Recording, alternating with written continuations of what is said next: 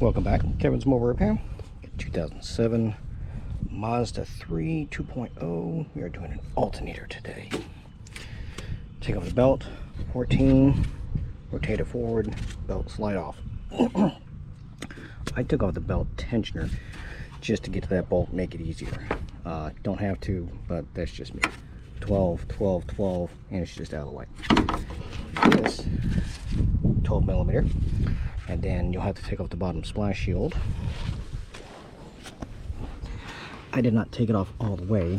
I just loosened it down so we can get to the other bolts. That one right there, that one right there, that one right there. Then the 12 for the power supply and the connector above it. Connector's kind of fun getting out. You got to kind of wiggle it out a little bit. Use a screwdriver to kind of pry it loose and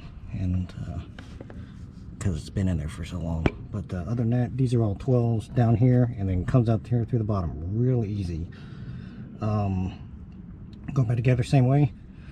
Just put it up in there, start one of these two 12s, and then it'll hold it in place and go up top and get the rest. And then put your splash shield back on.